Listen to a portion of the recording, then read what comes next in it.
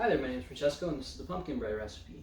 I've gone ahead and done the mise en place for all of our ingredients, as well as gotten our bowls, measured everything out either volumetrically or with a scale. I've also gone ahead and oiled and floured our little loaf pans that we will use. So the first thing to do is to do the pans, which I've already done. The second is to mix together the flour.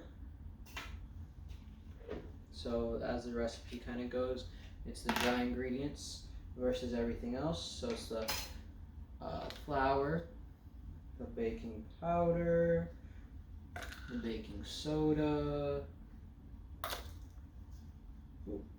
the spices, which I've gone ahead and added all of them to the same container. That being said, there is clear differentiation between each of them in there. And as well as our salt, which I have already actually added, so that's good.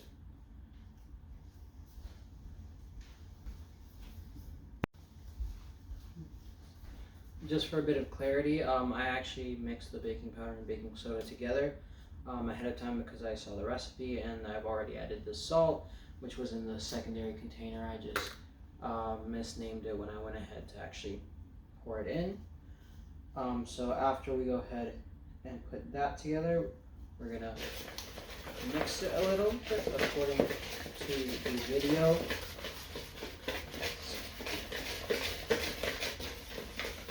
I did go ahead and try to sift it out before putting it into the original container for the mise en place, but it's always a good idea to double up and make sure that it's more homogeneous. Okay. Now we're going to combine the oil,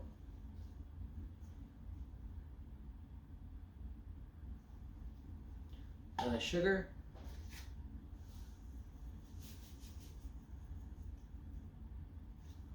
and the eggs.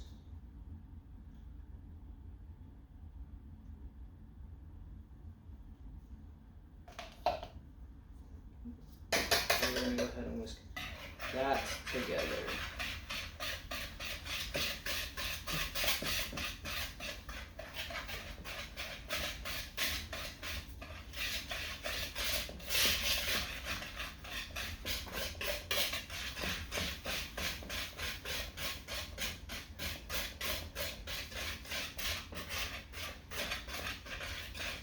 Now that everything is homogeneous and the egg has been completely incorporated, it says to stir the pumpkin into the egg mixture.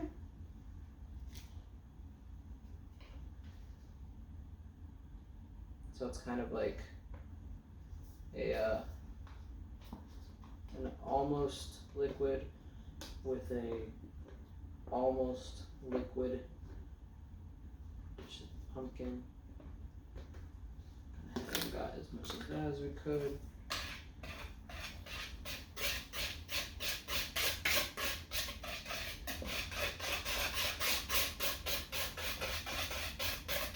I'm pretty confident in this recipe just because it already is starting to smell very good with the cinnamon as well as the pumpkin. Okay, so now after that we've done that, it says to gradually add the sifted ingredients. So that would be our flour mixture. I noticed in the video about a fourth, if not a third, is added. So I'm going to go ahead and try to do that, just as the video showed. Definitely helps thicken it up. And I'm making sure to grab the sides so that none of the dry ingredients remain solid. Okay. I went ahead and did about 1/3 the first time, the remaining 2/3 afterwards.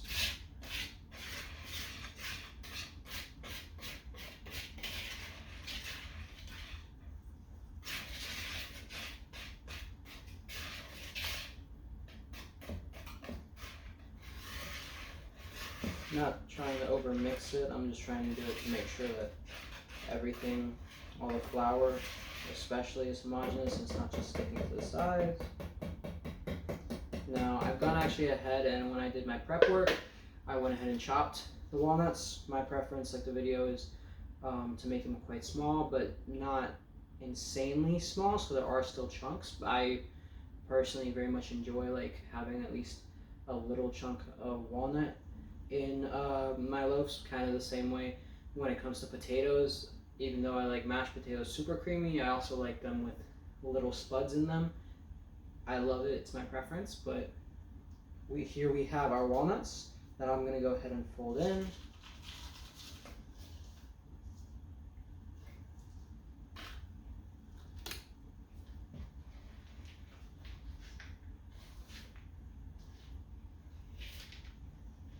Just so that everything's incorporated and a little bit more homogeneous.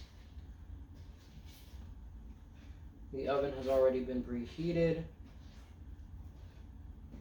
And the last step to this, it will be spooning it, or in my case, I will probably take a spatula to these pans, fill them to 2/3, and then put them in to bake.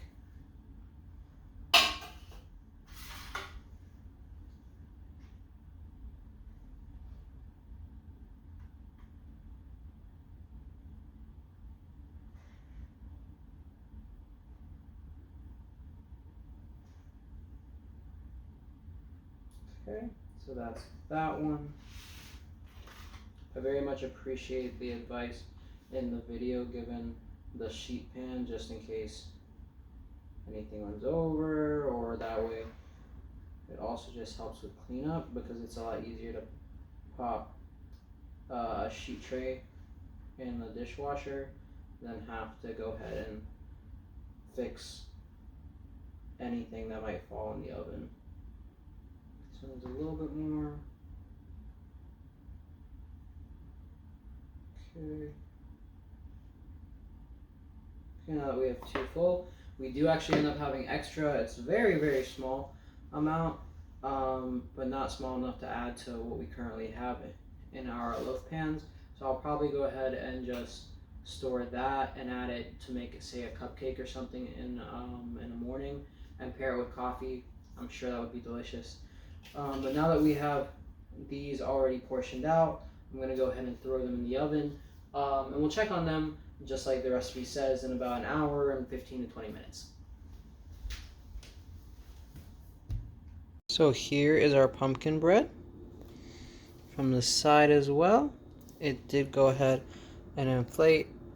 In regards to the cooking time though, the recipe seems extremely off, because this is 20 minutes under where the recipe stated for it to be. This is an hour of cooking, and it pulled out completely clean. So if it were to go ahead and have been cooked longer, it would have either dried out or burned, I believe. So I would say that is definitely something that needs to be either modified or definitely checked on. But from what it looks like, the loaves seem terrifically baked. And in terms of letting it cool, I will go ahead and let those cool, pop it out, and then we'll see what it looks like. So I went ahead and let it cool for just a little bit, and this is our loaf. It's beautiful. It's fully cooked. Ooh. Turned out amazing. It smells amazing. I'm going to go ahead and try it. But yeah, I would definitely say in terms of the recipe, the biggest thing that I'm very much so surprised about is that the cooking time was 20 minutes under the recommended value from the recipe of an hour and 15 to an hour and 20, and instead was exactly 1 hour, and this is exactly at the temperature of 350 that was requested from the recipe as well, so very confusing.